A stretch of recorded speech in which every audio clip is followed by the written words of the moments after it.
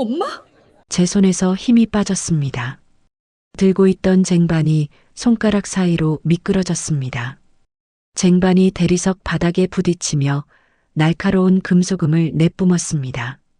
그 위에 놓여있던 유리잔들이 바닥에 흩어지며 산산이 깨지는 소리가 고요한 복도를 가득 메웠습니다. 누구야? 방 안에서 외치는 소리가 들렸습니다. 문이 활짝 열렸습니다. 한 명의 회장이 문 앞에 서서 저를 내려다보고 있었습니다. 가슴팍에서 금빛 거북이 배지가 반짝였습니다.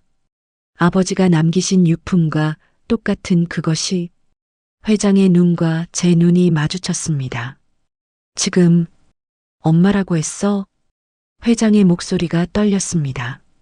저는 벽에 걸린 사진을 손가락으로 가리켰습니다.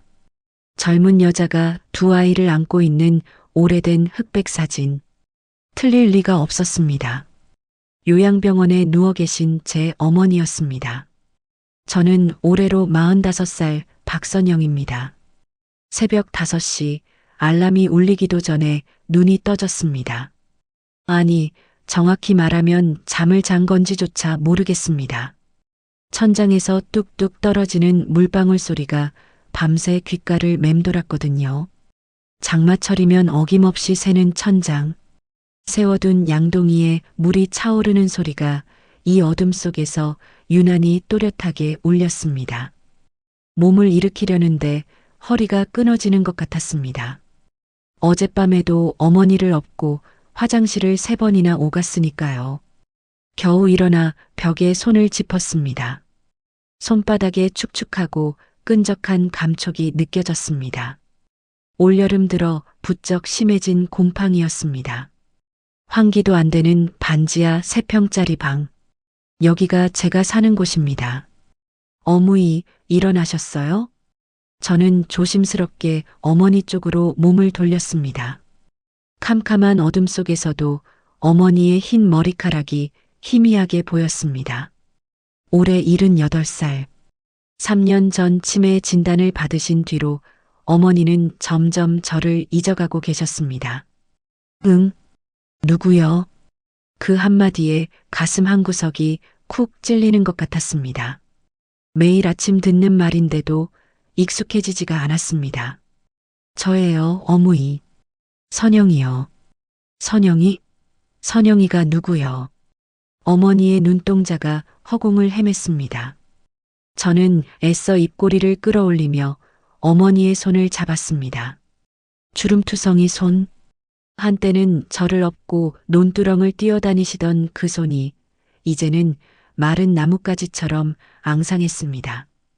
그때 코끝을 찌르는 냄새가 올라왔습니다.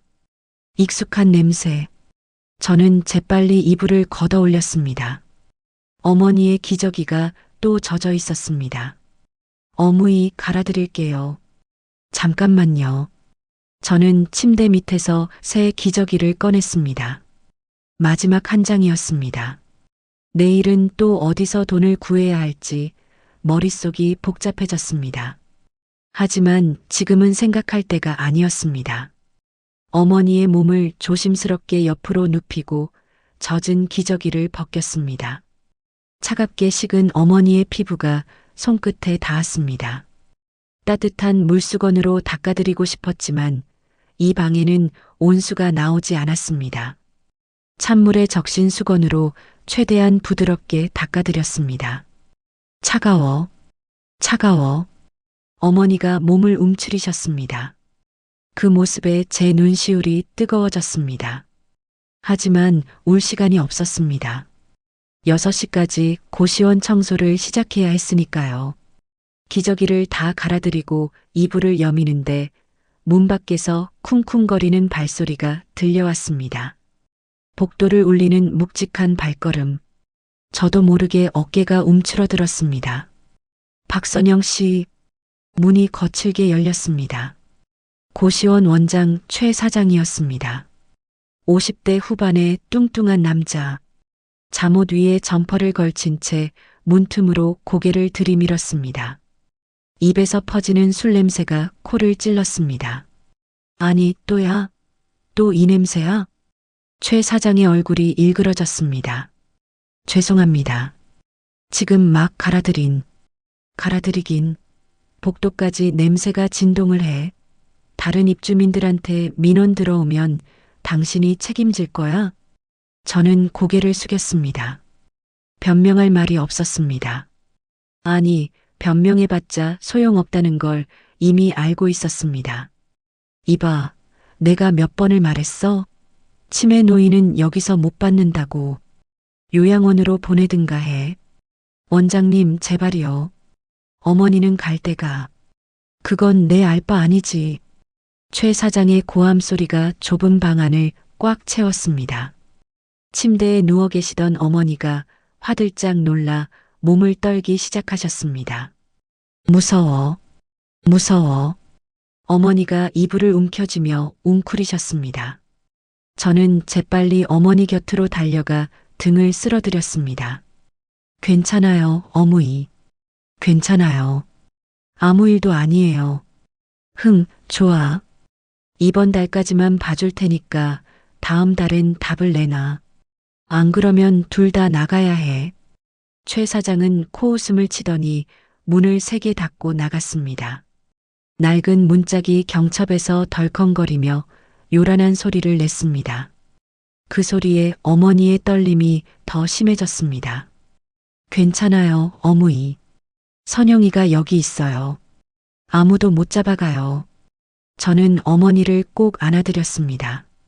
마른 뼈만 남은 어머니의 몸이 제 품 안에서 파들파들 떨렸습니다. 그 떨림이 고스란히 제 가슴으로 전해졌습니다. 얼마나 지났을까요? 어머니가 겨우 진정되셨을 때 벽에 걸린 시계가 6시를 가리키고 있었습니다. 청소 시작 시간이었습니다. 어머니, 저 잠깐 일하고 올게요. 아침 먹을 거 여기 놔둘 테니까 배고프시면 드세요.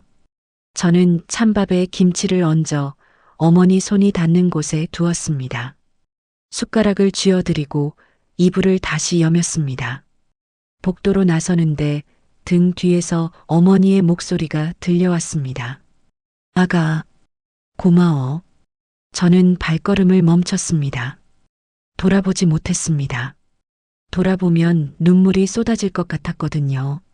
대신 주먹을 꽉 쥐고 어둑한 복도를 향해 걸음을 옮겼습니다. 고시원 복도에는 곰팡내와 담배 냄새가 뒤섞여 있었습니다.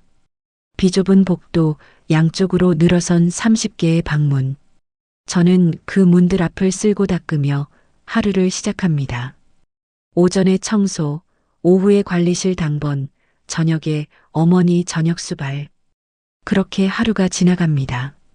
남편이 떠난 건 5년 전이었습니다. 사업한다며 제 이름으로 빌린 3억 원을 남기고 증발해버렸습니다. 그날 이후로 저는 낮에는 고시원 총무로, 밤에는 식당 설거지 알바로 빚을 갚아왔습니다. 그렇게 5년. 아직도 8천만 원이 남아 있었습니다. 청소 도구함에서 대걸레를 꺼내는데 주머니 속 핸드폰이 울렸습니다. 화면에 뜬 발신자 이름을 보는 순간 심장이 철렁 내려앉았습니다. 효원요양병원. 떨리는 손으로 전화를 받았습니다. 여보세요? 박선영 씨 되시죠? 담당 원무과입니다. 차갑고 사무적인 목소리. 무슨 말이 나올지 이미 알고 있었습니다. 어머니 박순자님 입원비가 3달째 연체 중이신 거 아시죠? 이번 주 금요일까지 300만 원 납부 안 하시면 퇴원 절차 진행하겠습니다. 저기요. 조금만 더 시간을. 죄송합니다. 더 이상은 어렵습니다. 뚜뚜뚜. 일방적으로 끊어진 전화. 저는 한동안 검게 꺼진 화면만 바라보았습니다. 300만 원. 지금 제 통장에는 8만 원이 들어 있었습니다. 대걸레를 쥔 손에 힘이 빠졌습니다. 무릎이 후들거렸습니다. 하지만 주저앉을 수는 없었습니다. 최 사장 눈에 띄면 또 무슨 소리를 들을지 모르니까요. 저는 이를 악물고 대걸레질을 시작했습니다. 복도 끝에서 끝까지 기계처럼 팔을 움직였습니다. 팔이 아프고 허리가 끊어질 것 같아도 멈출 수 없었습니다. 어머니, 제가 지켜드릴게요. 반드시. 아버지의 유품인 금거북이 배지가 제 주머니 속에서 묵직하게 느껴졌습니다. 어릴 때부터 간직해온 아버지의 유일한 흔적. 왜인지 그 작은 배지만 만지면 힘이 났습니다. 그래요. 오늘도 버텨야 합니다. 오늘도 내일도 모레도. 그날 저녁 저는 관리실 컴퓨터 앞에 앉아 있었습니다. 화면에는 긴급 일용직 구인 검색 결과가 떠 있었습니다. 식당 설거지, 새벽 물류센터, 전단지 배포. 어느 것 하나 300만 원을 금요일까지 마련할 수 있는 일은 없었습니다. 손가락이 마우스 위에서 멈췄습니다. 가슴 한쪽이 쿵쿵 내려앉는 것 같았습니다. 그때 화면 한 구석에서 깜빡이는 배너, 광고가 눈에 들어왔습니다. 급구 대기업 창립 기념 연예 서빙 도우미 1일 50만 원 경력 무관. 50만 원. 저도 모르게 숨을 멈췄습니다.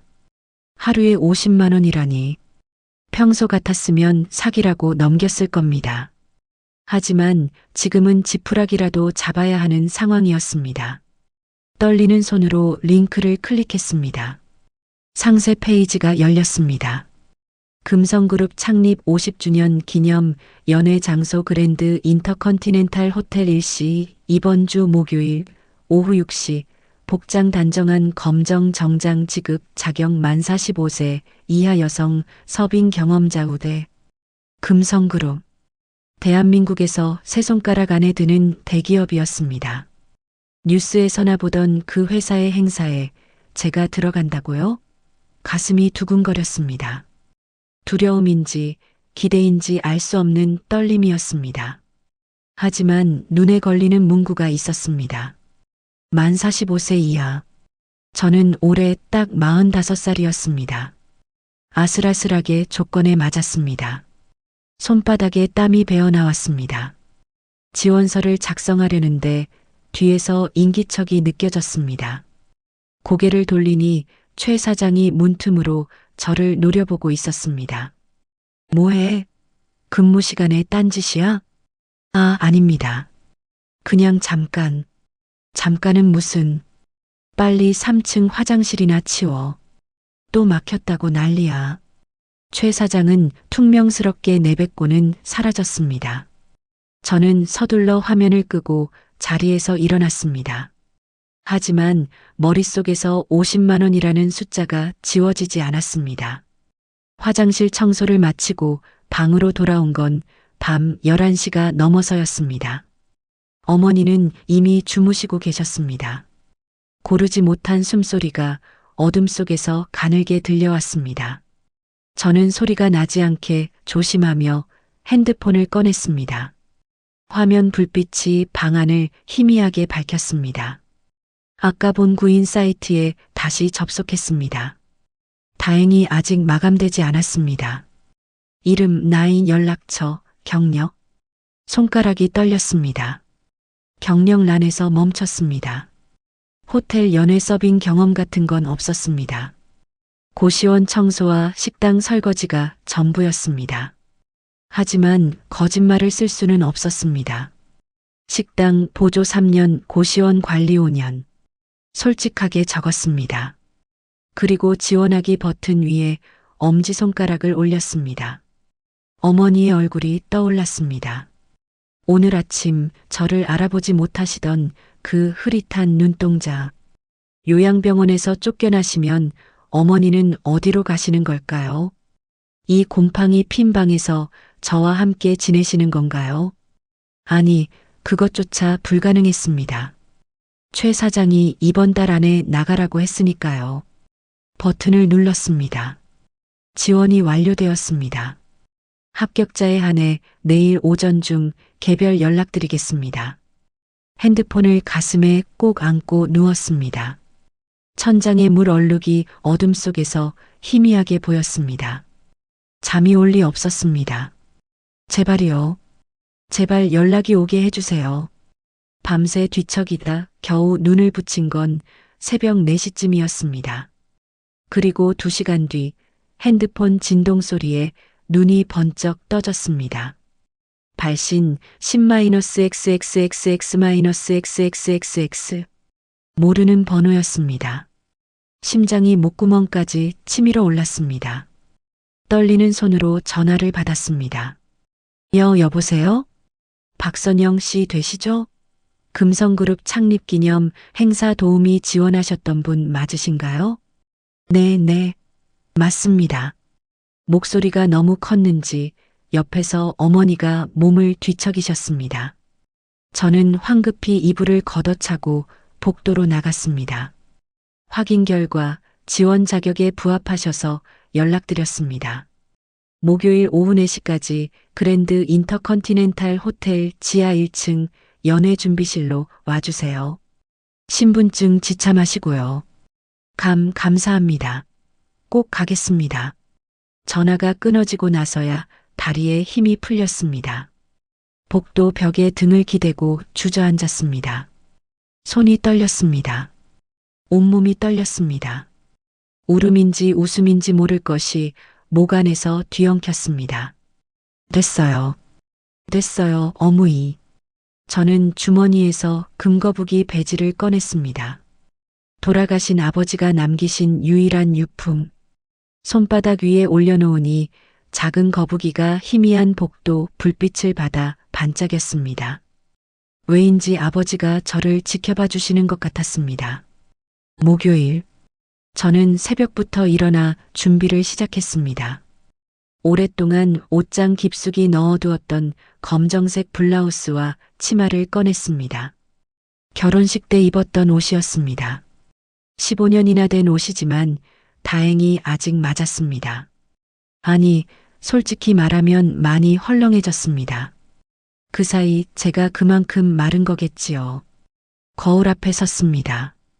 푸석푸석한 피부, 깊게 패인 눈 밑 그림자, 듬성듬성 보이는 흰머리. 45살이라고 하기엔 너무 늙어 보였습니다. 하지만 어쩌겠습니까? 이게 지금의 저였습니다. 화장품이라고는 오래된 비비크림 하나뿐이었습니다. 있는 대로 얼굴에 바르고 입술에는 물을 축여 색을 살렸습니다. 그게 최선이었습니다. 어머니께 아침밥을 먹여드리고 기저귀를 새 것으로 갈아드렸습니다. 혹시 모르니 여분의 기저귀 2장을 침대 옆에 두었습니다. 어머니, 저 오늘 일하러 가요. 좀 늦을 수도 있어요. 응, 조심해서 가. 어머니가 제 손을 잡으셨습니다. 오늘따라 눈빛이 또렷해 보였습니다. 마치 저를 알아보시는 것 같았습니다. 선영아. 심장이 멎는 것 같았습니다. 어머니가 제 이름을 부르셨습니다. 목이 메어왔습니다. 네, 어머니. 선영이에요. 이쁘네. 우리 선영이. 눈물이 왈칵 쏟아질 뻔했습니다. 하지만 꾹 참았습니다. 화장이 번지면 안 되니까요. 대신 어머니의 손을 꼭 잡았다가 놓았습니다. 다녀올게요. 금방 올게요. 고시원을 나서는 발걸음이 무거웠습니다. 뒤돌아보고 싶었지만 참았습니다. 돌아보면 못 갈 것 같았거든요. 버스와 지하철을 2번 갈아타고 그랜드 인터컨티넨탈 호텔에 도착한 건 오후 3시 반이었습니다. 호텔 정문 앞에서 저도 모르게 발이 멈췄습니다. 높디 높은 유리 건물, 회전문 앞에 도열한 벨보이들, 휘황찬란한 샹들리에 빛이 밖에서도 보였습니다. 제가 살던 세계와는 완전히 다른 곳이었습니다. 들어가도 되는 걸까요? 저 같은 사람이. 주머니 속에 금거북이 배지를 만졌습니다. 차가운 금속의 감촉이 떨리는 마음을 조금 진정시켜 주었습니다. 괜찮아요. 저는 일하러 온 거예요. 떳떳하게 들어가면 돼요. 저는 깊게 숨을 들이쉬고 호텔 안으로 첫 발을 내디뎠습니다. 오늘 밤 제 인생을 바꿀 일이 일어나게 될 줄은 꿈에도 몰랐습니다.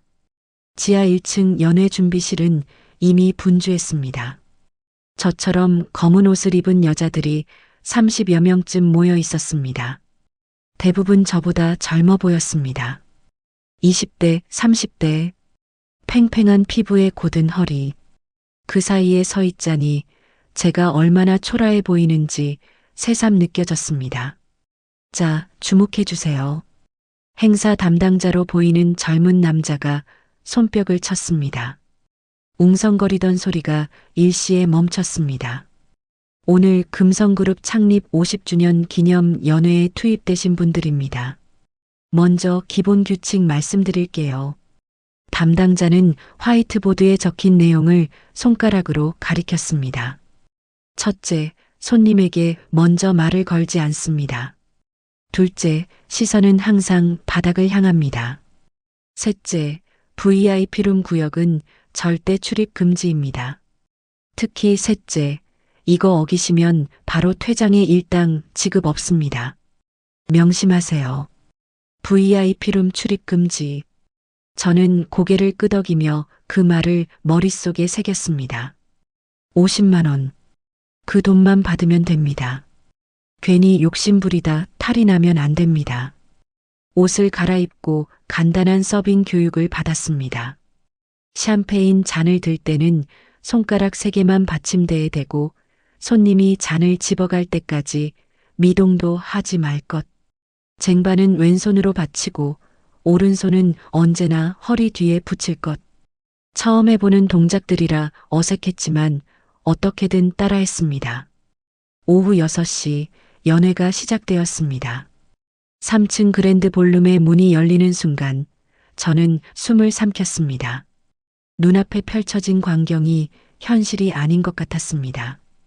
천장에서 쏟아지는 크리스탈 샹들리에의 불빛, 발 아래 깔린 붉은 카펫의 촉감, 턱시도와 드레스를 차려입은 수백 명의 사람들, 그 사이사이로 흘러나오는 피아노 선율과 낮게 깔린 웃음소리, 마치 영화 속 한 장면에 들어온 것 같았습니다.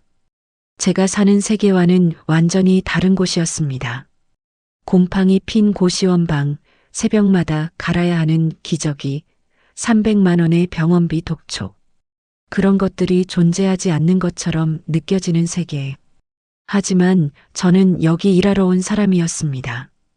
동화 속 공주가 아니라 투명 인간처럼 움직여야 하는 서빙 도우미. 정신을 차리고 쟁반을 들어 올렸습니다. 실례합니다. 저는 고개를 숙인 채 손님들 사이를 누볐습니다.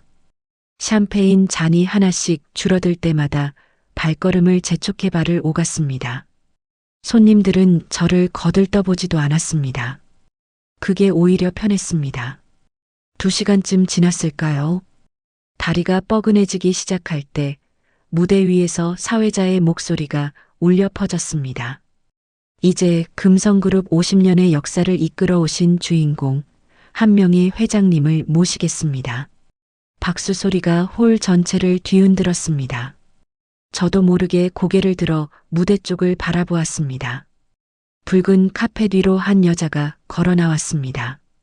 흰머리가 섞인 단정한 올림머리, 짙은 와인색 드레스 위로 걸친 진주 목걸이, 50대 초반으로 보이는 나이에도 굽지 않은 허리와 당당한 걸음걸이, 무대 위의 조명을 온몸으로 받으며 걸어오는 그 모습은 마치 한 편의 드라마 같았습니다. 한 명의 회장, 금성그룹의 창업주이자 대한민국에서 가장 성공한 여성 기업인. 그런데 저는 눈을 깜빡였습니다. 회장의 가슴팍에 뭔가 반짝이는 것이 보였습니다. 작은 금빛 장식. 멀리서 봐도 익숙한 형태. 저도 모르게 제 주머니 속을 더듬었습니다. 손끝에 차가운 금속이 닿았습니다. 설마.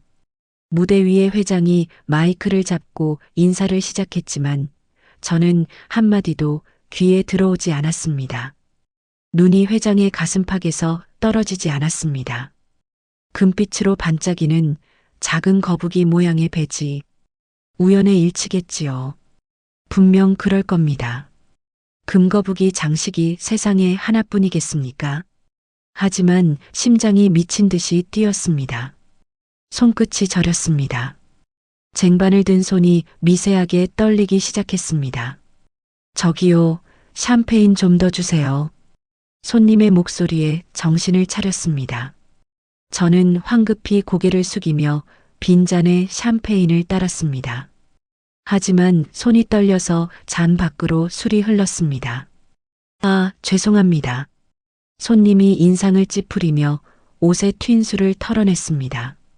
저는 연신 허리를 숙이며 사과했습니다. 얼굴이 화끈거렸습니다. 이러면 안 되는데. 정신 차려야 하는데.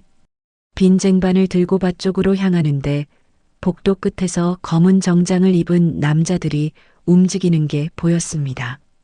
VIP룸 쪽으로 향하는 것 같았습니다. 그리고 그 뒤를 따르는 와인색 드레스. 한 명이 회장이었습니다. 저도 모르게 발이 그쪽으로 움직였습니다. 안 됩니다. VIP룸은 출입 금지입니다. 머리로는 알고 있었습니다. 하지만 몸이 말을 듣지 않았습니다. 확인해야 했습니다. 저 배지가 정말 제가 생각하는 그것인지. 복도를 지나 모퉁이를 돌았습니다. VIP ONLY라고 적힌 표지판이 보였습니다. 그 앞에 경호원 한 명이 서 있었습니다. 저는 반사적으로 몸을 숨겼습니다. 심장이 귀청까지 울렸습니다. 잠시 후 경호원이 누군가의 호출을 받고 자리를 비웠습니다. 지금이었습니다. 저는 숨을 죽이고 VIP룸 앞으로 다가갔습니다. 문이 조금 열려 있었습니다. 그 틈새로 안을 들여다보았습니다. 회장이 소파에 앉아 있었습니다. 한 손에 샴페인 잔을 들고 창밖을 바라보고 계셨습니다. 가슴팍의 배지가 실내 조명을 받아 또렷하게 빛났습니다. 틀림없었습니다. 금빛 거북이, 등에 새겨진 5개의 별무늬. 아버지가 돌아가시기 전 제 손에 쥐어주시며 말씀하셨던 그 배지와 똑같았습니다. 이건 우리 가문의 징표란다. 언젠가 이걸 가진 사람을 만나면 절대 놓치지 마라. 그때 아버지의 목소리가 귓가에 맴돌았습니다. 7살 때의 기억이었습니다. 아버지의 따뜻했던 손, 거칠었던 손바닥, 그리고 제 손에 쥐어진 차가운 금속의 감촉. 왜 저분이 아버지의 배지를 가지고 있는 거지? 그 순간 제 시선이 벽 한쪽으로 옮겨갔습니다. 소파 뒤 벽면에 사진 한 장이 걸려 있었습니다. 오래된 흑백 사진. 젊은 여자가 2아이를 안고 있는 사진이었습니다. 한 명은 5살쯤 되어 보이는 여자아이, 다른 한 명은 갓난아기. 그리고 그 젊은 여자의 얼굴. 저는 온몸이 얼어붙는 것을 느꼈습니다. 숨이 멎었습니다. 세상이 천천히 기울어지는 것 같았습니다. 틀릴 리가 없었습니다. 젊었을 때의 어머니였습니다. 요양병원 침대에 누워 계신 치매에 걸린 제 어머니. 박순자. 사진 속에서 2아이를 품에 안고 환하게 웃고 있는 그 얼굴은 분명 제가 어릴 때 보았던 어머니의 모습이었습니다. 손에서 힘이 빠졌습니다. 들고 있던 쟁반이 손가락 사이로 미끄러졌습니다. 쟁반이 대리석 바닥에 부딪히며 날카로운 금속음을 내뿜었습니다. 그 위에 놓여 있던 유리잔들이 바닥에 흩어지며 산산이 깨지는 소리가 고요한 복도를 가득 메웠습니다. 누구야? 방 안에서 외치는 소리가 들렸습니다. 문이 활짝 열렸습니다. 한 명의 회장이 문 앞에 서서 저를 내려다보고 있었습니다. 저는 바닥에 주저앉은 채 고개를 들었습니다. 회장의 눈과 제 눈이 마주쳤습니다. 그리고 입에서 말이 흘러나왔습니다. 제 의지와는 상관없이 엄마가 왜 저기 있어? 회장의 얼굴이 굳어졌습니다. 날카롭던 눈빛이 흔들렸습니다. 뭐라고 했어? 회장이 한 발짝 다가왔습니다.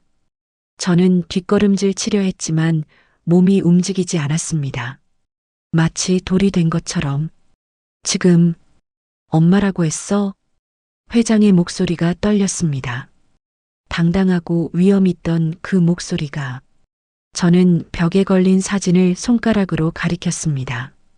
저 사진 속 사람이 우리 어머니예요. 회장이 제가 가리킨 방향을 돌아보았습니다. 그리고 다시 저를 바라보았습니다. 그 눈에 무언가 복잡한 감정이 스쳐 지나갔습니다. 놀라움? 두려움? 아니면 그리움? 너 이름이 뭐니? 박선영이요. 그 이름을 말하는 순간 회장의 얼굴에서 핏기가 빠져나갔습니다. 선영? 회장의 입술이 파르르 떨렸습니다. 손에 들고 있던 샴페인 잔이 기울어져 술이 바닥으로 흘러내렸지만 회장은 눈도 깜빡이지 않았습니다. 선영이, 우리 선영이? 저는 아무 말도 할 수 없었습니다. 무슨 말을 해야 할지 몰랐습니다. 다만 회장의 가슴에서 금빛으로 빛나는 그 배지만 바라보았습니다. 제 주머니 속에도 똑같은 것이 들어 있었습니다. 아버지의 유품, 그리고 벽에 걸린 어머니의 사진. 이건 대체 무슨 일인 거지요? 회장의 입술이 계속 떨렸습니다. 선영이, 정말 우리 선영이란 말이야? 저는 바닥에 주저앉은 채 회장을 올려다보았습니다. 머릿속이 하얗게 비어버린 것 같았습니다. 아무것도 이해할 수가 없었습니다. 저를 아세요? 회장이 휘청거렸습니다. 옆에 있던 경호원이 황급히 팔을 부축했지만 회장은 그 손을 뿌리쳤습니다. 그리고 떨리는 다리로 저에게 다가왔습니다. 일어나 봐. 얼굴 좀 보자. 회장의 손이 제 턱 아래로 뻗어왔습니다. 차갑고 가는 손가락이 제 턱을 부드럽게 들어 올렸습니다. 저는 그 손길에 이끌려 천천히 일어났습니다. 회장이 제 얼굴을 들여다보았습니다. 가까이서 보니 회장의 눈에 물기가 맺혀 있었습니다. 70대의 나이에도 또렷한 쌍꺼풀 위로 눈물이 그렁그렁 고여 있었습니다. 이 눈, 이 코, 틀림없어. 회장의 손이 제 볼을 어루만졌습니다. 마치 사라진 줄 알았던 보물을 되찾은 사람처럼. 그 손길이 너무나 조심스러워서 저는 숨도 제대로 쉴 수가 없었습니다. 45년이야.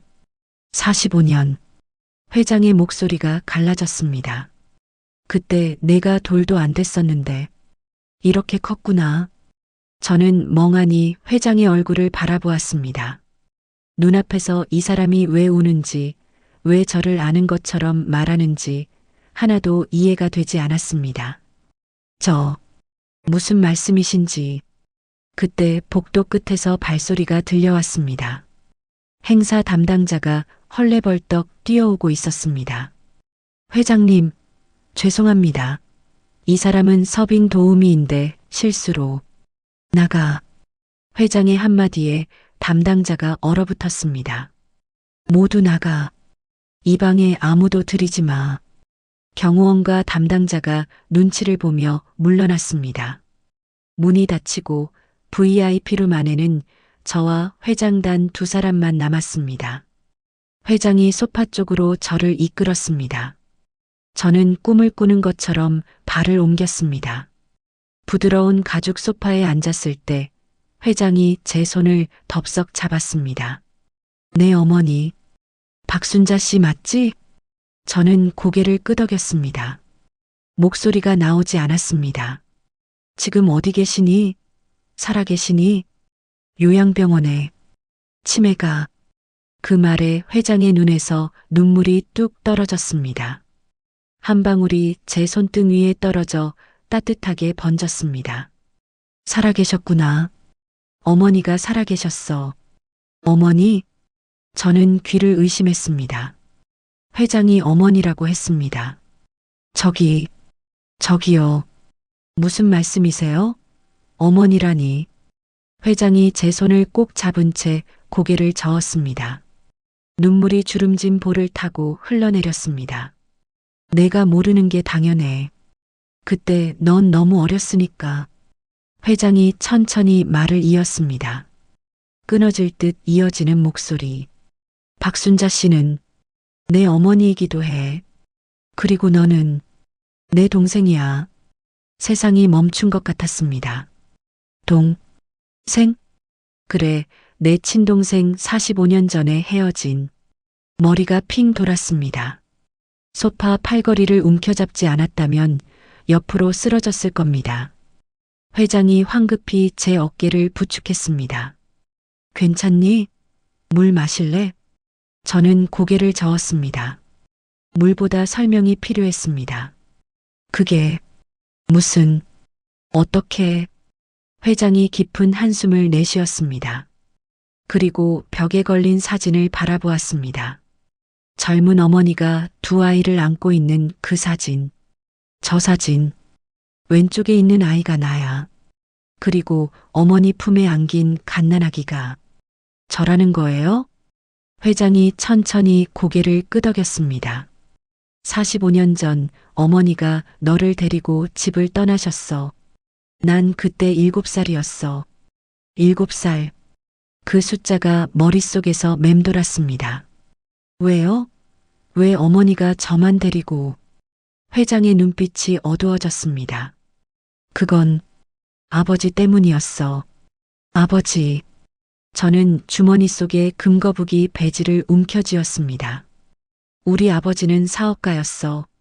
지금의 금성그룹을 처음 시작한 사람. 하지만 그때는 아직 작은 회사였지.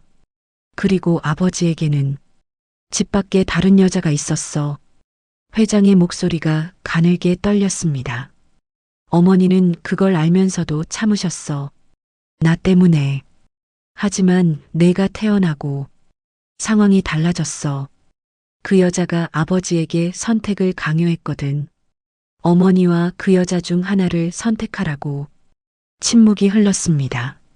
저는 숨도 쉬지 못하고 회장의 다음 말을 기다렸습니다. 아버지는 그 여자를 선택했어.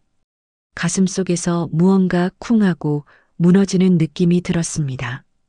어머니는 쫓겨나시다시피 집을 떠나셨어. 그런데 나는 데려가지 못하셨어. 왜요? 내가 장녀였으니까. 아버지가 절대 안 된다고 했어. 회사를 물려줄 후계자가 필요하다고. 그래서 어머니는 너만 데리고 떠나실 수밖에 없었어. 회장의 손이 제 손을 더 세게 잡았습니다. 어머니는 떠나시면서 나한테 이렇게 말씀하셨어. 언니야, 동생 이름은 선영이야. 꼭 기억해. 언젠가 꼭 찾아줘. 목이 메어왔습니다. 눈앞이 흐려졌습니다. 그리고 이걸 남기셨어. 회장이 드레스 안쪽 주머니에서 무언가를 꺼냈습니다. 낡고 빛바랜 손수건이었습니다. 하얀 천 위에 수놓인 자수가 보였습니다. 작은 거북이 2마리가 나란히 놓인 그림. 그리고 그 아래 명의 선영이라는 이름. 저는 손으로 입을 막았습니다. 어머니가 직접 수놓으신 거야. 우리 둘 이름을. 그리고 회장이 제 가슴팍을 가리켰습니다. 아니, 제 주머니 쪽을. 너 혹시 뭔가 가지고 있니? 아까 주머니를 만지작거리던데. 저는 떨리는 손으로 주머니에서 금거북이 배지를 꺼냈습니다. 회장의 눈이 커졌습니다. 이건 아버지 거잖아. 아버지가 돌아가시기 전에 주셨어요. 이걸 가진 사람을 만나면 절대 놓치지 말라고. 회장이 자신의 가슴에 달린 배지를 만졌습니다. 똑같은 금거북이 배지. 아버지가 이걸 둘 만드셨어. 하나는 나한테, 하나는 어머니한테 주셨어. 그런데 어머니는 떠나시면서 그걸 안 가져가셨어. 아마 내 아버지가, 아니, 어머니의 새 남편이 그걸 물려받으신 거겠지. 제 아버지, 저를 키워주신 아버지. 사실 그분은 제 친아버지가 아니셨던 거였습니다. 양아버지셨구나. 저도 모르게 중얼거렸습니다. 그 말에 회장이 안타까운 표정을 지었습니다. 어머니는 재혼하셨구나. 행복하셨니? 저는 눈물이 왈칵 쏟아질 것 같았습니다. 하지만 고개를 끄덕였습니다. 네, 가난했지만 사랑받았어요. 아버지도 어머니도 저한테 잘해주셨어요. 회장의 눈에서 또 눈물이 흘렀습니다. 다행이다. 정말 다행이야. 그리고 회장이 갑자기 저를 끌어안았습니다. 따뜻하고 향긋한 향기가 코끝을 감쌌습니다. 비싼 향수 냄새. 하지만 그 아래로 느껴지는 체온은 너무나 따뜻했습니다. 미안해. 미안해 선영아. 회장의 어깨가 들썩였습니다. 난 널 찾았어야 했어. 어머니를 찾았어야 했어. 그런데 겁이 났어. 아버지가 무서웠어. 그리고 어른이 되고 나서는 사업이 바빠서 핑계를 댔어. 45년 동안. 저도 회장의 등을 끌어안았습니다. 낯선 사람인데 방금 전까지 남이었는데 왜인지 손이 저절로 움직였습니다. 언니. 그 말이 입 밖으로 나오는 순간 제 눈에서도 눈물이 쏟아졌습니다. 언니. 저 여기 있어요. 회장이, 아니, 언니가 제 등을 쓸어주었습니다. 찾았다. 드디어 찾았어. 우리 둘은 한참 동안 서로를 안고 울었습니다. 45년의 시간이 눈물과 함께 녹아내리는 것 같았습니다. 창밖으로 연회장의 음악 소리가 희미하게 들려왔습니다. 화려한 파티는 계속되고 있었지만 이 작은 방 안에서는 오래 잃어버렸던 두 자매가 다시 만나고 있었습니다. 저는 아직도 믿기지 않았습니다. 오늘 아침만 해도 50만 원을 벌기 위해 이곳에 왔었습니다. 300만 원의 병원비가 막막했습니다. 곰팡이 핀 고시원 방에서 내쫓길 위기에 처해 있었습니다. 그런데 지금 대한민국에서 가장 큰 기업의 회장이 저를 안고 울고 있었습니다. 그리고 그 사람이 제 언니라고. 운명이란 게 정말 있는 걸까요? 언니가 제 어깨를 잡고 몸을 떼어냈습니다. 눈물 범벅이 된 얼굴로 저를 바라보았습니다. 선영아, 이제 다 괜찮아질 거야. 언니가 다 해결해 줄게. 저는 고개를 저었습니다. 아니에요. 저는 그냥 어머니만 좀. 어머니. 언니의 눈빛이 단단해졌습니다. 어머니 어디 계시니? 당장 모시러 가자. 저는 언니의 손을 잡았습니다. 이게 현실인지 꿈인지 아직도 분간이 되지 않았습니다. 하지만 손안에 느껴지는 언니의 체온만은 분명히 진짜였습니다. 그날 밤 언니는 저를 놓아주지 않았습니다. 연애가 끝날 때까지 VIP룸에서 함께 있었습니다. 언니는 쉴 새 없이 저에 대해 물었습니다. 어디서 살았는지, 뭘 하며 지냈는지, 어머니는 어떠셨는지. 저는 하나하나 대답했습니다.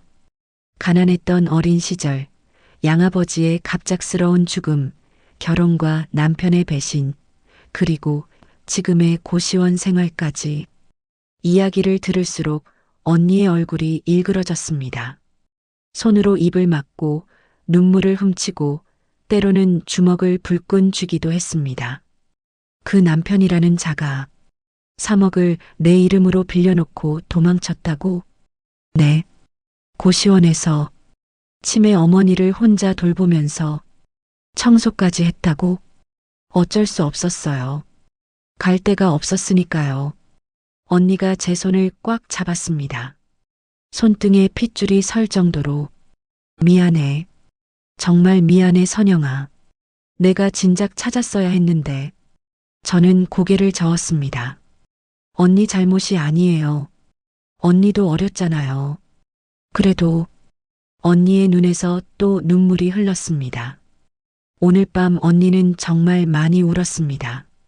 대한민국 최고의 여성 기업인이 철의 여인이라 불리는 사람이 제 앞에서만큼은 그냥 언니였습니다. 자정이 넘어서 연애가 끝났습니다. 언니는 비서를 불러 지시를 내렸습니다.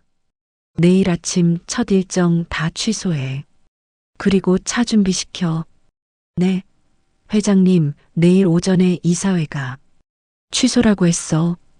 언니의 목소리는 단호했습니다.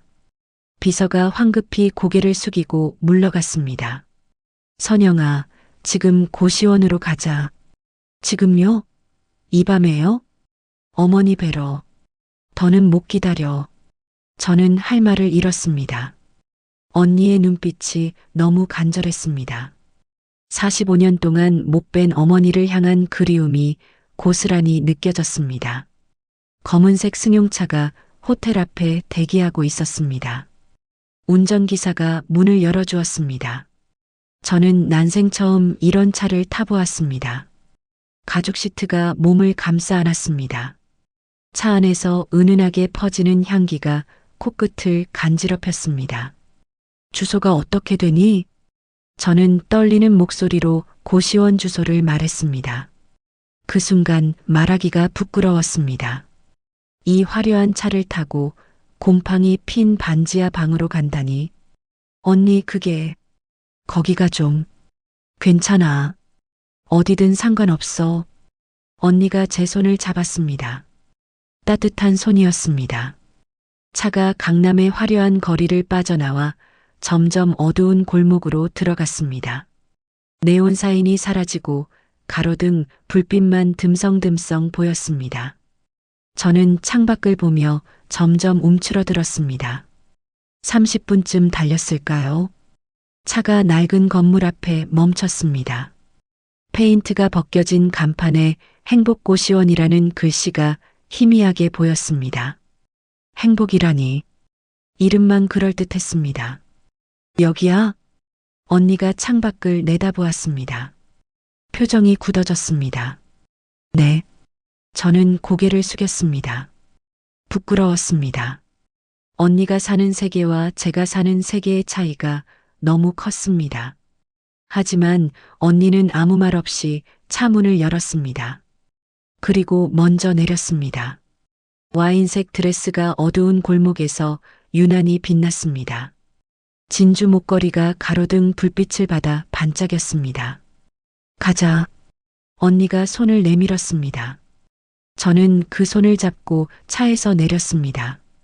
고시원 계단을 내려가는데 발밑에서 물이 철벅거렸습니다. 장마철이라 지하로 물이 스며들어 있었습니다. 언니의 비싼 구두가 물에 젖었습니다. 하지만 언니는 눈도 깜빡이지 않았습니다.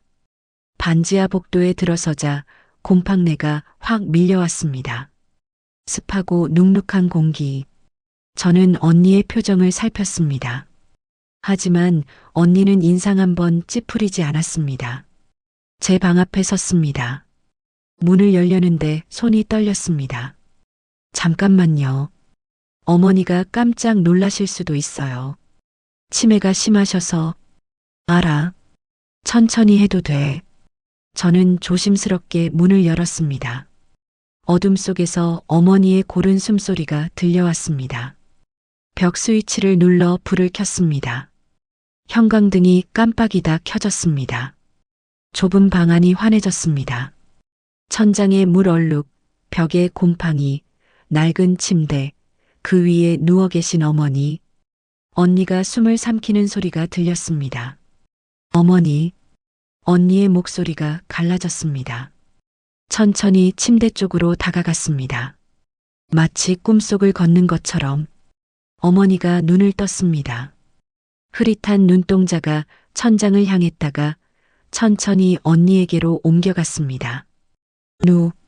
누구요? 언니가 침대 옆에 무릎을 꿇었습니다. 와인색 드레스가 축축한 바닥에 닿았지만 아랑곳하지 않았습니다. 어머니, 저예요. 명희예요. 어머니의 눈이 천천히 깜빡였습니다. 명희가 누구요? 언니의 어깨가 떨렸습니다. 하지만 목소리는 애써 차분하게 유지했습니다. 어머니 첫째 딸이요. 어릴 때 두고 오셨잖아요. 기억 안 나세요? 어머니가 고개를 갸웃거렸습니다. 흐릿한 눈동자에 혼란이 어렸습니다. 첫째? 내가 첫째가 있었어? 언니가 손수건을 꺼냈습니다. 아까 저에게 보여줬던 그 낡은 손수건. 거북이 2마리가 수놓인. 이거 기억나세요? 어머니가 손수 만드신 거예요. 명의 선영. 우리 둘 이름이 적혀 있어요. 어머니가 손수건을 받아들었습니다. 떨리는 손가락으로 자수를 더듬었습니다. 거북이 위를, 글씨 위를. 한참을 그렇게 만지작거리던 어머니의 손이 멈췄습니다. 명희야? 어머니의 눈에서 갑자기 눈물이 흘러내렸습니다. 우리 명희야? 내 새끼? 언니가 어머니의 손을 잡았습니다. 네, 어머니. 저예요. 명희예요. 이제 왔어요. 어머니가 몸을 일으키려 했습니다. 저는 황급히 다가가 어머니의 등을 받쳤습니다. 언니도 반대쪽에서 어머니를 부축했습니다. 명희야, 명희야. 어머니가 언니의 얼굴을 2 손으로 감쌌습니다. 마른 손가락이 언니의 볼을, 이마를, 코를 더듬었습니다. 이게 얼마만이요? 우리 명희가 이렇게 컸어. 언니가 어머니의 품에 안겼습니다. 70 노인의 품에 안긴 70대 딸. 그 모습이 묘하게 어색하면서도 너무나 자연스러웠습니다. 어머니, 보고 싶었어요. 나도 보고 싶었어. 매일 생각했어. 두고 온 우리 명희. 저는 그 모습을 지켜보며 눈물을 훔쳤습니다. 45년의 세월이 한꺼번에 무너지는 순간이었습니다. 얼마나 지났을까요? 언니가 어머니의 품에서 몸을 떼어냈습니다. 그리고 단호한 목소리로 말했습니다. 어머니, 저랑 가요. 이제 여기서 안 사셔도 돼요. 어머니가 고개를 갸웃거렸습니다. 어디로? 제 집으로요. 넓고 따뜻한 집이에요. 선영이도 같이요. 저는 손사래를 쳤습니다. 언니, 그건 안 된다는 말 하지 마. 언니가 저를 똑바로 바라보았습니다. 눈빛이 단호했습니다. 내 동생이 곰팡이 핀방에서 사는 거 못 봐. 내 어머니가 요양병원에서 쫓겨날 위기에 처한 것도 못 봐. 병원비가 얼마라고 했지? 300만 원? 네, 근데 그건 아무것도 아니야. 당장 해결할게. 언니가 핸드폰을 꺼내 어딘가에 전화를 걸었습니다. 새벽 1시가 넘은 시간이었는데 상대방이 바로 받았습니다. 나야. 효원요양병원 박순자 환자 입원비 전액 결제해. 그리고 퇴원 절차 진행해서 내일 아침까지 우리 집으로 모셔와. VIP 앰뷸런스로. 전화가 끊어졌습니다. 10초도 안 걸렸습니다. 저는 멍하니 언니를 바라보았습니다. 이제 됐어. 병원비 걱정 안 해도 돼. 언니. 그리고 여기 짐 싸. 오늘 밤 안에 내 집으로 가자. 저는 주저했습니다. 너무 갑작스러웠습니다.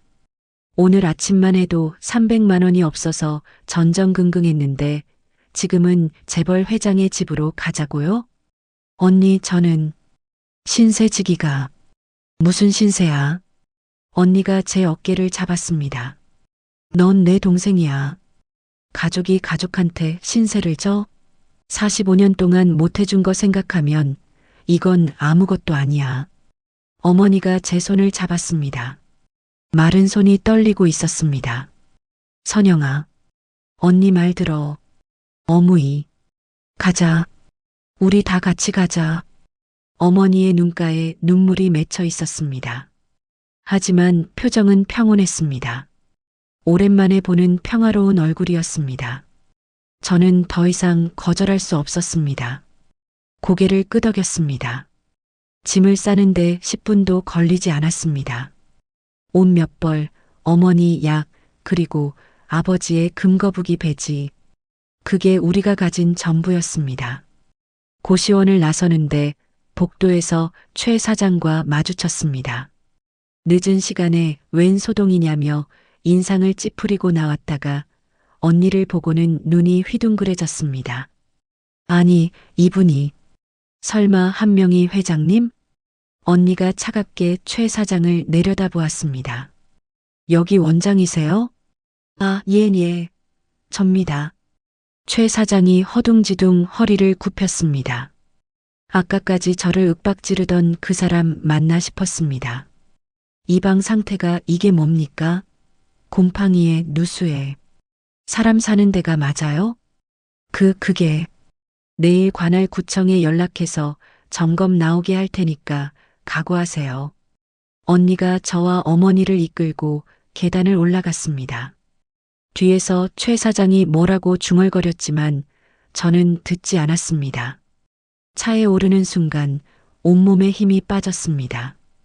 어머니는 제 옆에서 언니의 손을 꼭 잡고 계셨습니다.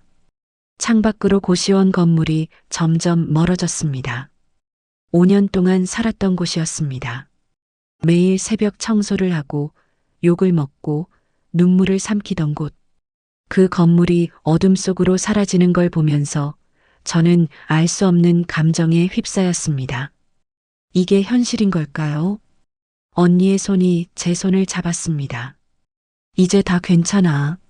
언니가 있잖아. 저는 고개를 끄덕였습니다. 목이 메어 말이 나오지 않았습니다. 차가 한강을 건너 강남으로 향했습니다. 창밖으로 화려한 야경이 펼쳐졌습니다. 그 불빛들 사이로 새로운 인생이 시작되고 있었습니다. 마이너스. 선영 씨의 앞날에 꽃길만 펼쳐지길 응원하신다면 구독과 좋아요 부탁드립니다. 언니의 집은 집이 아니라 궁전이었습니다. 한남동 언덕 꼭대기.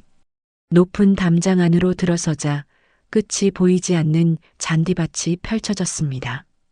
그 끝에 하얀 3층짜리 양옥이 서 있었습니다. 영화에서나 보던 그런 집이었습니다. 차에서 내리는데 다리가 후들거렸습니다. 어머니도 제 손을 꽉 잡고 계셨습니다. 여기가 우리가 살 곳이에요? 언니가 빙그레 웃었습니다. 응, 이제부터 여기가 우리 집이야. 현관문이 열리자 대리석 바닥이 눈에 들어왔습니다. 천장에서 늘어진 크리스탈 샹들리에가 은은한 빛을 뿌렸습니다. 벽에 걸린 그림들, 곳곳에 놓인 꽃병들, 어디를 봐도 눈이 부셨습니다. 이쪽으로 오세요. 집사처럼 보이는 중년 여자가 우리를 안내했습니다. 2층으로 올라가 복도를 지나니 넓은 방이 나왔습니다. 재고시원 방 10배는 되어 보였습니다. 어머니 방이에요. 햇빛이 잘 들어서 따뜻하거든요. 언니가 어머니를 침대에 앉혔습니다. 폭신한 매트리스가 어머니의 몸을 감싸 안았습니다. 어머니가 손으로 이불을 만져보셨습니다. 이게 꿈이요? 아니에요, 어머니. 현실이에요. 저는 어머니의 손을 잡았습니다. 떨리고 있었습니다. 제 손도 떨리고 있었습니다. 그날 밤 저는 한숨도 자지 못했습니다. 너무 넓은 침대가, 너무 부드러운 이불이, 너무 고요한 정막이 낯설었습니다. 고시원에서는 옆방 코 고는 소리, 복도에서 들려오는 발소리, 천장에서 떨어지는 물방울 소리가 늘 있었습니다. 여기는 아무 소리도 들리지 않았습니다. 창밖으로 새벽빛이 스며들 때쯤 저는 겨우 눈을 붙였습니다. 얼마나 잤을까요? 노크 소리에 눈이 떠졌습니다. 벽에 걸린 시계를 보니 오전 11시였습니다. 이렇게 늦게까지 잔 건 몇 년 만인지 모르겠습니다. 선영 씨, 식사하세요.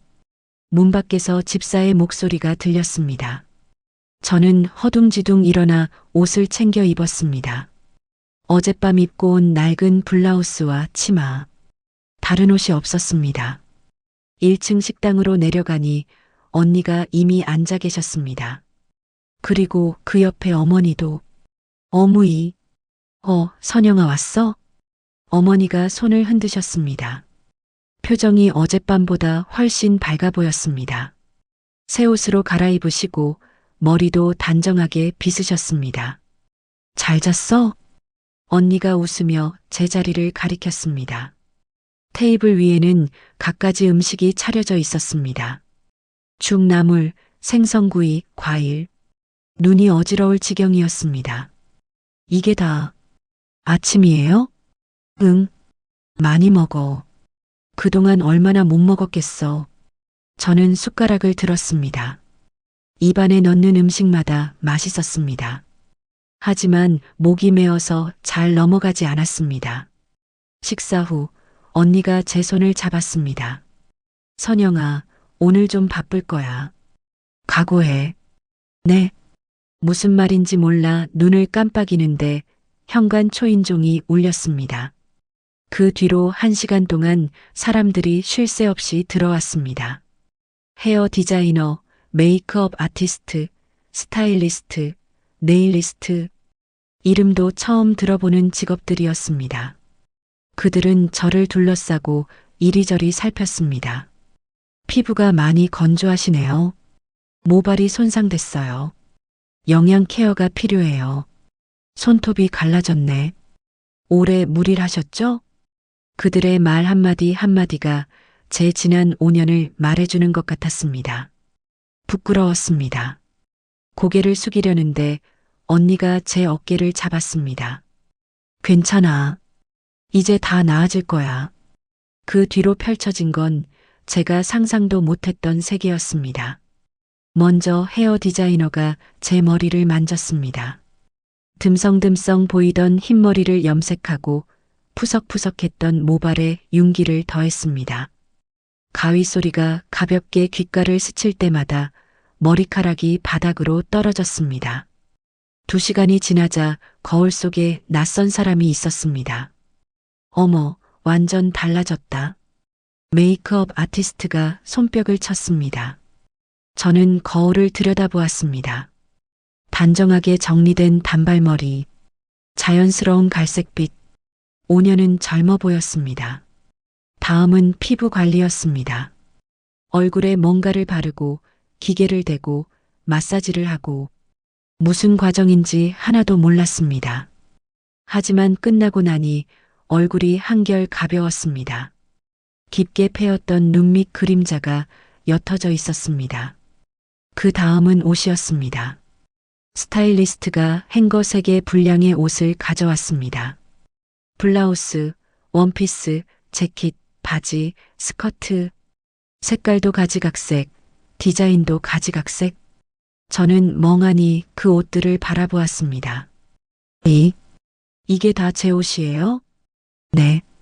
회장님께서 기본 아이템으로 준비하라고 하셨어요. 기본 아이템이 행거 3개라니. 저는 할 말을 잃었습니다.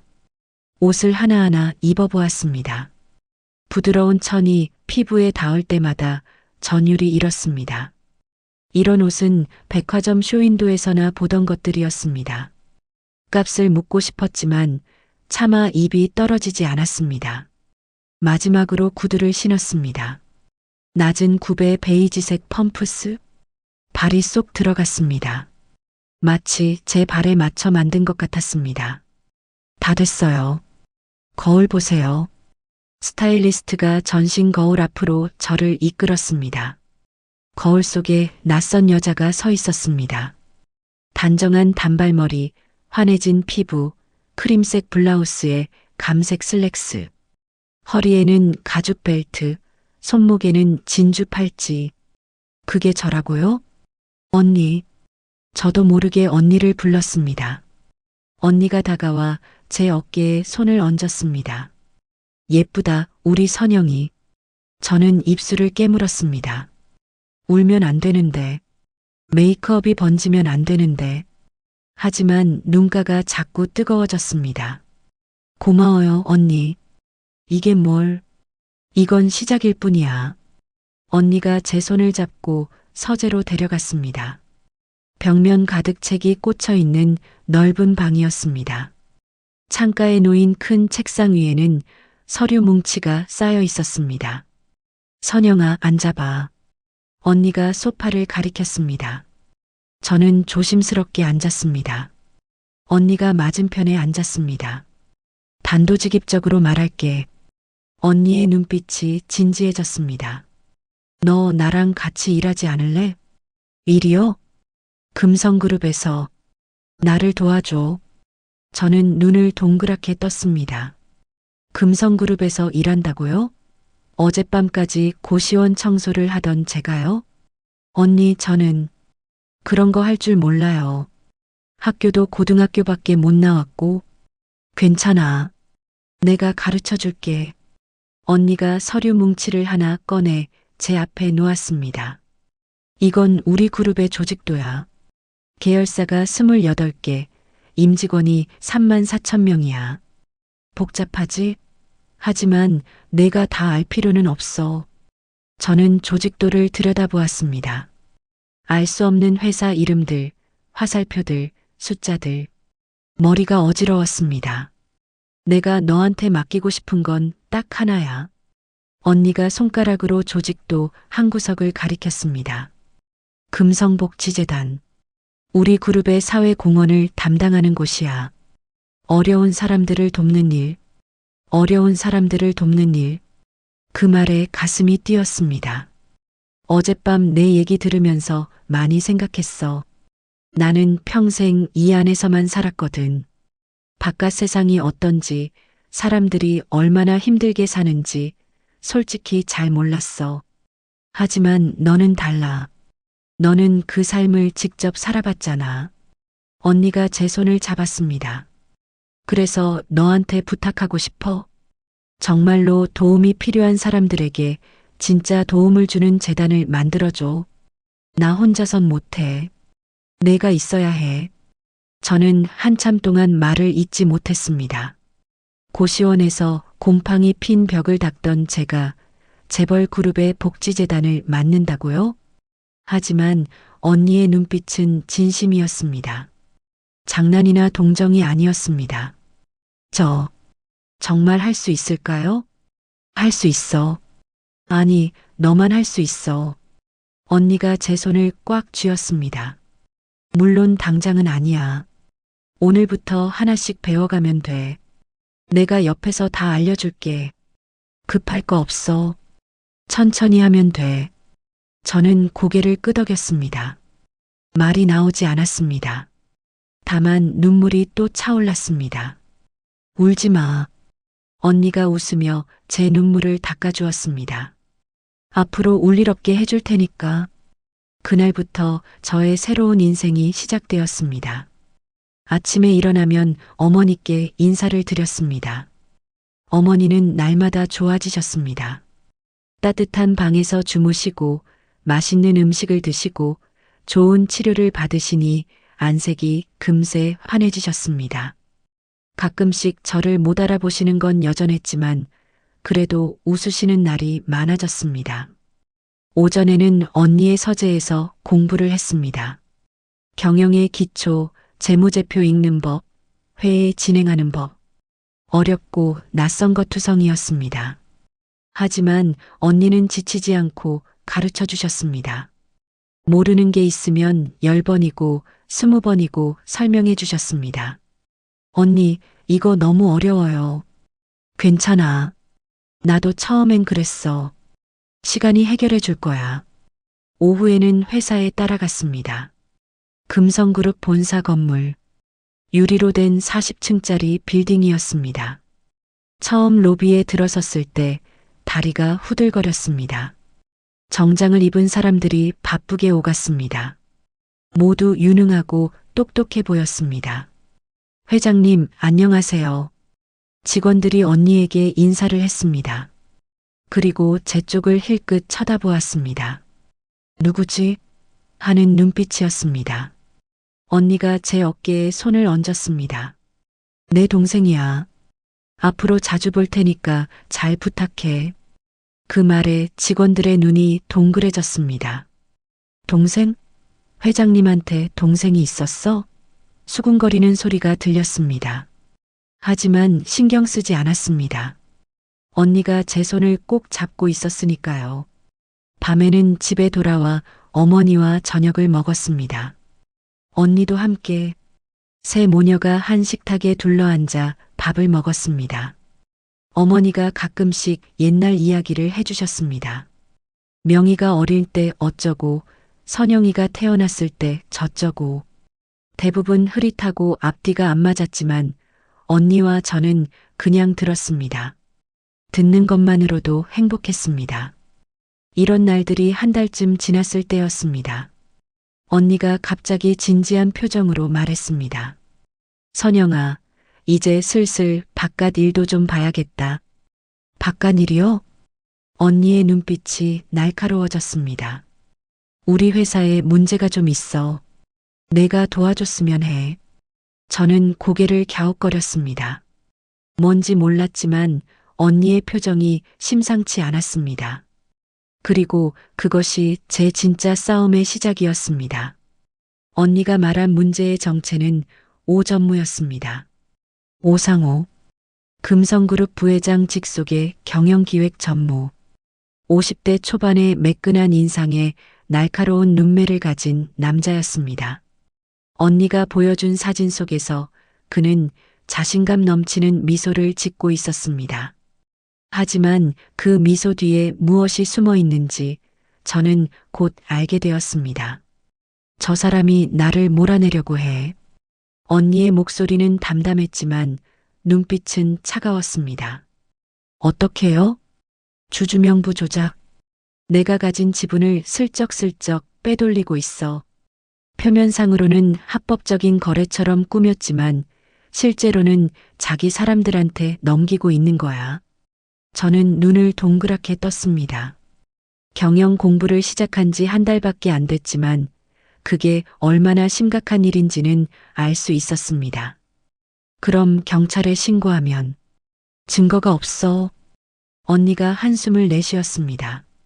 저 인간이 얼마나 꼼꼼한지 몰라. 서류상으로는 완벽해. 정황은 뻔한데 결정적인 증거가 없어서 손을 못 대고 있어. 저는 입술을 깨물었습니다. 언니가 나를 집으로 데려왔을 때 저는 다짐했습니다. 언니에게 신세만 지는 사람이 되지 말자고. 뭐라도 보답하자고. 제가 뭘 할 수 있을까요? 언니가 저를 바라보았습니다. 잠시 망설이는 기색이 보였습니다. 위험할 수도 있어. 괜찮아요. 정말? 언니가 위험하면 저도 위험한 거예요. 같이 맞서야죠. 언니의 입꼬리가 살짝 올라갔습니다. 역시 내 동생이네. 그날 밤 언니는 저에게 한 가지 임무를 맡겼습니다. 오 전무가 비자금을 관리한다는 창고의 위치를 알아내는 것이었습니다. 그 창고에 결정적인 증거가 있을 거라고 했습니다. 어떻게 알아내요? 오 전무 비서가 있어. 김 과장이라고. 저 사람 예전에 나한테 도움 요청한 적 있어. 아이가 아팠는데 병원비가 없어서. 그때 내가 도와줬거든. 그 사람이 도와줄까요? 확실하진 않아. 하지만 시도해볼 가치는 있어. 다음 날 저는 회사 구내식당에서 김 과장을 만났습니다. 30대 후반의 여자였습니다. 피곤해 보이는 얼굴, 긴장한 눈빛. 저를 보자 눈이 휘둥그레졌습니다. 회장님 동생분이시라면서요? 네. 잠깐 얘기 좀 할 수 있을까요? 우리는 구석 테이블에 마주 앉았습니다. 저는 단도직입적으로 말했습니다. 오 전무님 비자금 창고 위치를 알고 계시죠? 김 과장의 얼굴이 하얗게 질렸습니다. 손에 들고 있던 컵이 떨렸습니다. 그게 무슨... 알아요. 말하기 어려우신 거. 저도 그런 적 있었거든요. 저는 천천히 말을 이었습니다. 저 2달 전까지 고시원에서 살았어요. 매일 새벽 5시에 일어나서 청소하고 욕먹고 그렇게 살았어요. 어머니 병원비 300만 원이 없어서 쫓겨날 뻔했고요. 김 과장의 눈이 흔들렸습니다. 왜 그런 말씀을... 그때 저한테 손 내밀어 준 사람이 언니예요. 한 명이 회장님, 남남이었는데 그것도 45년 만에 처음 만났는데 저를 가족으로 받아주셨어요. 저는 김 과장의 손을 잡았습니다. 언니가 김 과장님 아이 병원비 도와드렸다고 들었어요. 저도 같은 처지였으니까 그 마음 알아요. 은혜를 갚고 싶은 마음. 김 과장의 눈에 물기가 맺혔습니다. 하지만 오 전무님한테 들키면 안 들켜요. 저만 알면 돼요. 그리고 이건 언니를 지키는 일이에요. 오 전무가 성공하면 언니는 회사에서 쫓겨나요. 그러면 저처럼 은혜 입은 사람들 다 어떻게 되겠어요? 김 과장이 고개를 숙였습니다. 한참 동안 침묵이 흘렀습니다. 식당의 웅성거리는 소리만 주변을 맴돌았습니다. 용산이요. 작은 목소리였습니다. 용산 어디에 오래된 창고가 있어요. 거기에 진짜 장부가 있어요. 오 전무님이 매달 첫째 주 금요일 밤에 직접 가세요. 저는 김 과장의 손을 꽉 잡았습니다. 고마워요. 정말 고마워요. 김 과장이 고개를 들었습니다. 눈물이 볼을 타고 흘러내렸습니다. 회장님, 꼭 지켜주세요. 저는 고개를 끄덕였습니다. 그 주 금요일 밤, 언니와 저는 용산의 낡은 창고 앞에 있었습니다. 검은색 승용차 안에서 숨을 죽이고 기다렸습니다.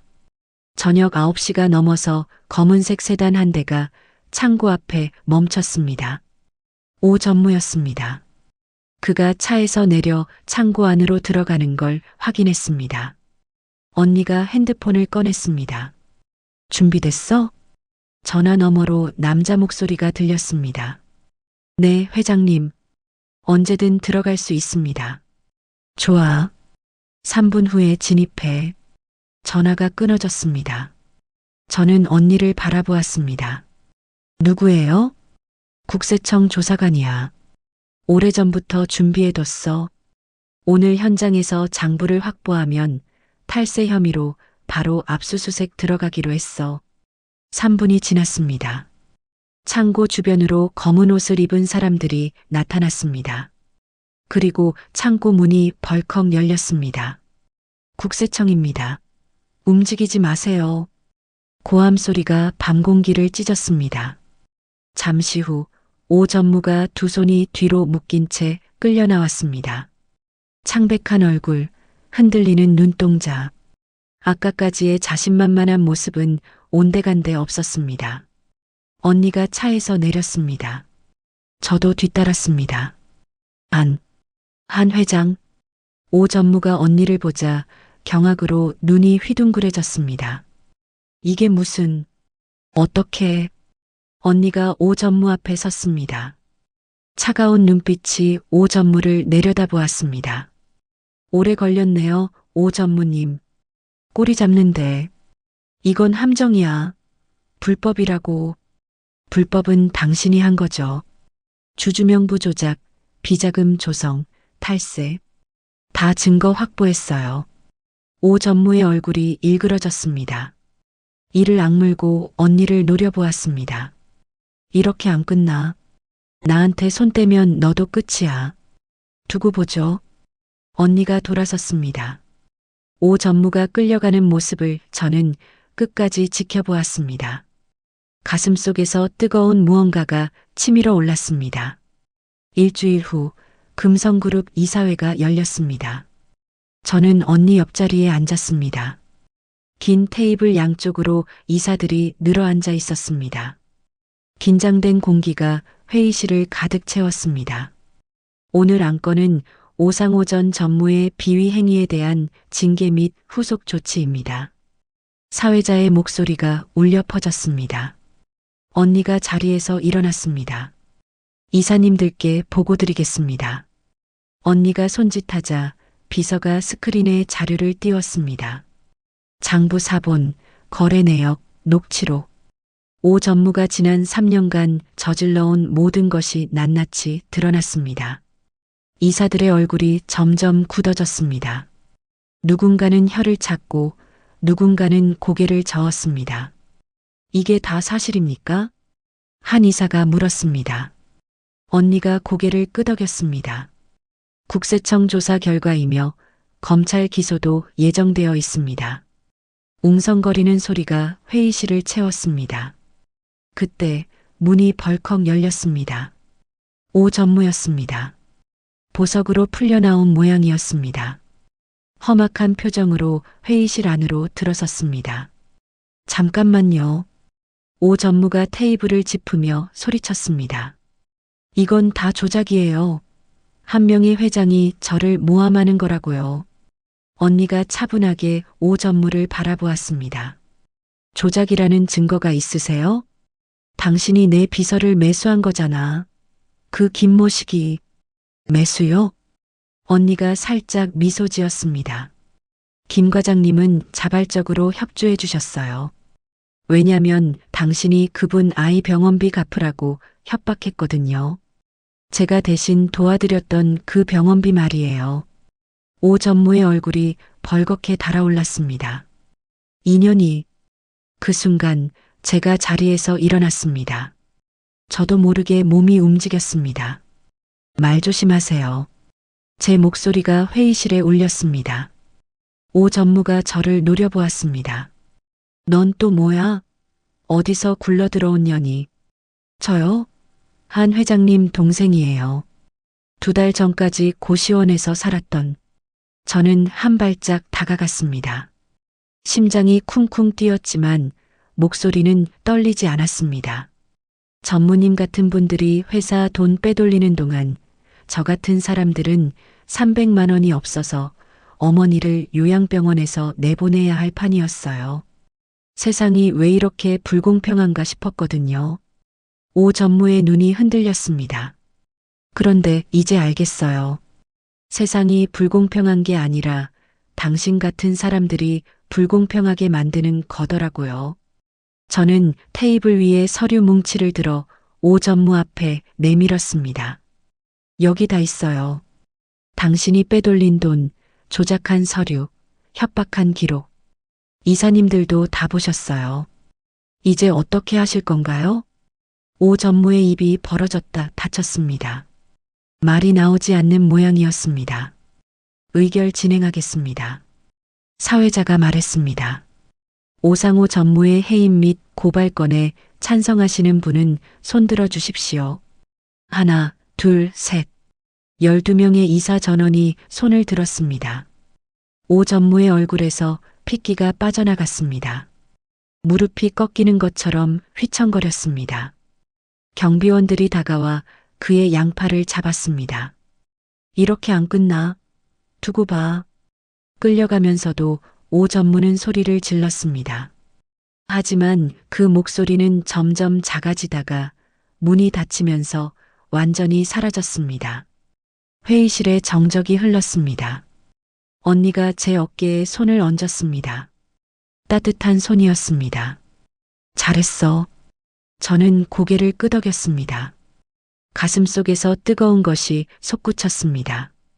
눈물인지 환희인지 알 수 없는 감정이었습니다. 마이너스 마이너스 마이너스.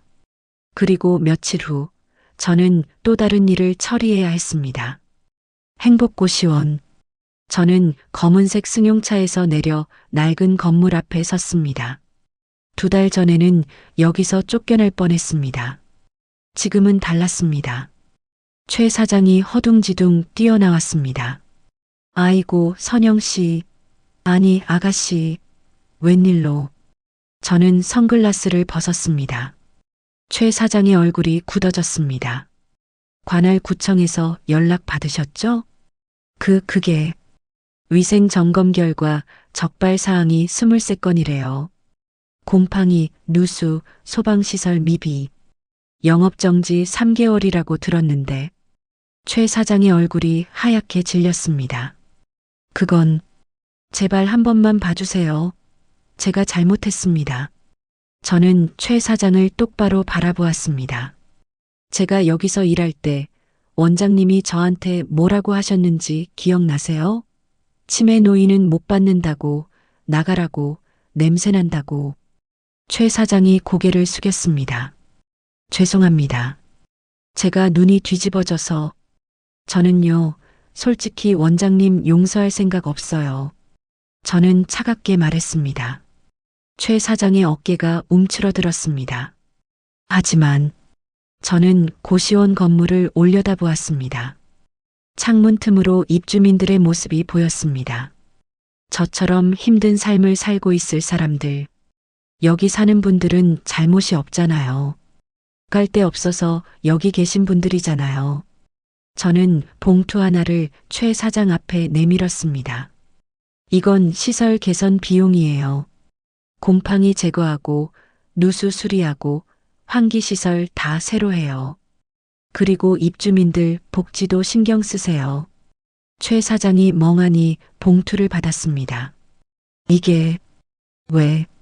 저도 여기 살았으니까요. 그 심정 아닐까요? 저는 선글라스를 다시 썼습니다. 대신 조건이 있어요. 다시는 입주민들한테 함부로 하지 마세요. 소문 다 들려요. 그때는 진짜 봐주지 않을 거예요. 최 사장이 연신 허리를 굽혔습니다. 네, 알겠습니다. 감사합니다. 저는 돌아서서 차에 올랐습니다. 창밖으로 고시원 건물이 멀어졌습니다. 5년 동안 울고 참고 버텼던 곳. 이제 그곳과도 작별이었습니다. 차 안에서 핸드폰이 울렸습니다. 언니였습니다. 다 끝났어? 네, 언니. 수고했어. 집에서 기다릴게. 어머니가 저녁같이 먹자고 하셔. 저는 미소 지었습니다. 네. 금방 갈게요. 3개월이 지났습니다. 가을이 깊어가는 10월의 어느 날, 저는 언니의 저택 정원에 서 있었습니다. 노랗게 물든 은행나무 아래 흰색 정자가 햇살을 받아 빛나고 있었습니다. 공기가 선선하고 맑았습니다. 어디선가 새소리가 들려왔습니다. 선영아, 이리 와봐. 언니의 목소리에 고개를 돌렸습니다.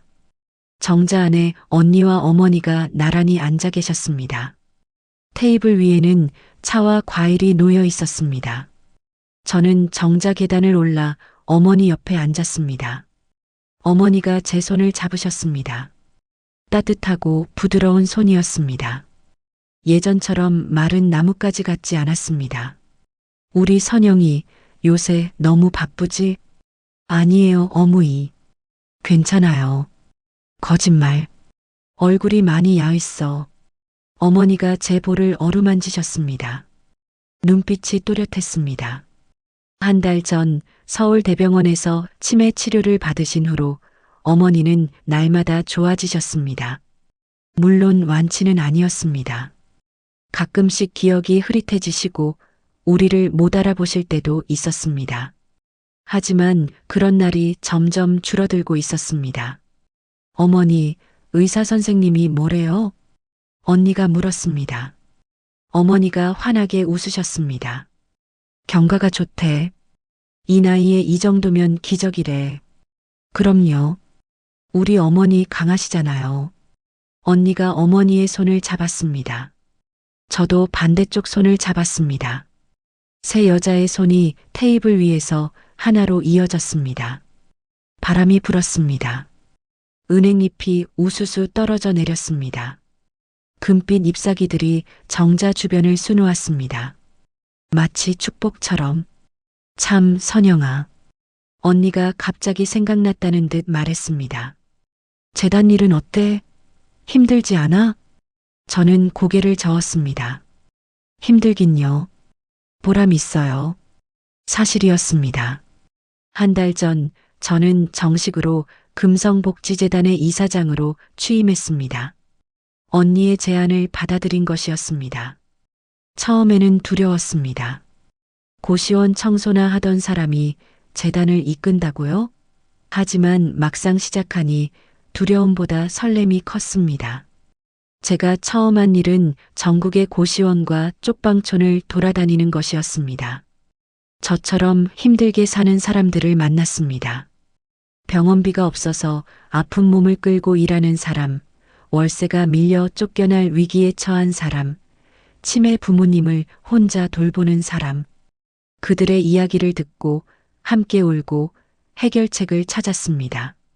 저번에 도와드린 할머니 있잖아요. 용산 쪽방촌에 혼자 사시던 분. 응, 기억나. 어떻게 됐어? 요양병원에 입원하셨는데 요즘 건강이 많이 좋아지셨대요. 손녀분이 전화해서 감사하다고 울더라고요. 언니가 미소 지었습니다. 잘했네. 역시 우리 선영이야. 언니 덕분이에요. 언니가 기회를 줬잖아요.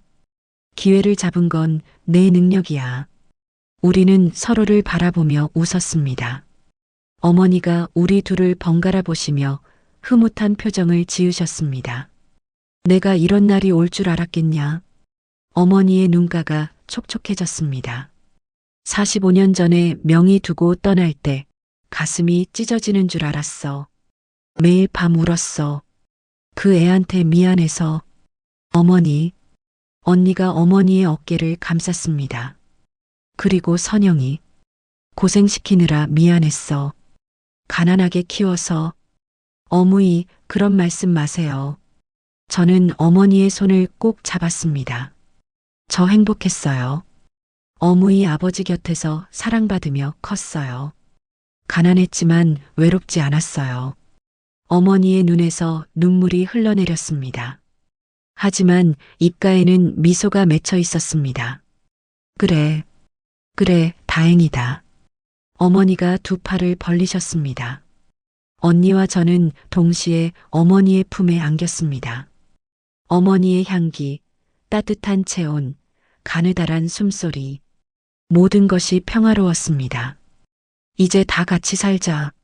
셋이서 오래오래. 어머니의 목소리가 귓가에 속삭였습니다. 저는 눈을 감았습니다. 눈꺼풀 위로 햇살이 따스하게 내려앉았습니다. 오래전 저는 묻곤 했습니다. 왜 제 인생은 이렇게 힘든 걸까요? 왜 저만 이렇게 불행한 걸까요? 남편은 떠나고 빚만 남고 어머니는 아프시고 끝이 안 보이는 터널 같았습니다. 하지만 이제 알았습니다. 그 터널에도 끝이 있었습니다. 그리고 그 끝에는 빛이 있었습니다. 언니라는 빛, 가족이라는 빛, 사랑이라는 빛. 저는 어머니와 언니를 꼭 안았습니다. 이 순간이 영원히 계속되길 바랐습니다. 정원 어딘가에서 새가 노래했습니다. 바람에 실려온 은행잎 향기가 코끝을 간지럽혔습니다. 멀리서 차 지나가는 소리가 희미하게 들렸습니다. 세상은 여전히 돌아가고 있었습니다. 하지만 이 작은 정원 안에서 우리 셋만의 시간이 고요히 흐르고 있었습니다. 참, 선영아. 언니가 품에서 몸을 떼며 말했습니다. 오늘 저녁에 손님이 와. 손님이요? 응. 내가 소개해주고 싶은 사람이 있어. 저는 눈을 동그랗게 떴습니다. 언니가 장난스럽게 웃었습니다. 왜 그런 눈으로 봐? 나이 45이면 늦은 거 아니야. 언니, 농담이야, 농담. 재단일 도와줄 전문가야. 마음에 들 거야. 저는 한숨을 내쉬었습니다. 언니는 가끔 이렇게 저를 놀렸습니다. 하지만 그게 싫지 않았습니다. 이게 자매라는 거구나 싶었습니다. 어머니가 웃으셨습니다. 우리 선영이도 이제 좋은 사람 만나야지. 평생 혼자 살 거요? 어머니까지. 저는 볼이 빨개지는 것을 느꼈습니다. 하지만 마음 한구석이 따뜻해졌습니다. 그래요. 이제 저도 행복해져도 되는 거겠죠. 저는 하늘을 올려다보았습니다. 파란 하늘에 흰 구름이 천천히 흘러가고 있었습니다. 어딘가에서 아버지가 지켜보고 계실 것 같았습니다. 양아버지도, 그리고 제가 한 번도 만나지 못한 친아버지도. 주머니 속에 금거북이 배지를 만졌습니다. 차가운 금속이 손끝에 닿았습니다. 이 작은 배지가 저를 여기까지 이끌어 주었습니다. 고마워요, 아버지. 저는 속으로 인사했습니다. 그리고 다시 어머니와 언니를 바라보았습니다. 두 사람이 무슨 이야기를 나누며 웃고 있었습니다. 햇살 아래 은행잎 사이로 새 여자의 웃음소리가 정원에 퍼져나갔습니다. 이게 행복이구나. 저는 그 순간을 가슴 깊이 새겼습니다. 45일 돌고 돌아 드디어 저는 제 자리를 찾았습니다. 마이너스 마이너스 마이너스. 여러분이 선영 씨라면 자신을 버렸던 가족을 용서하실 수 있나요? 여러분의 생각을 댓글로 남겨주세요.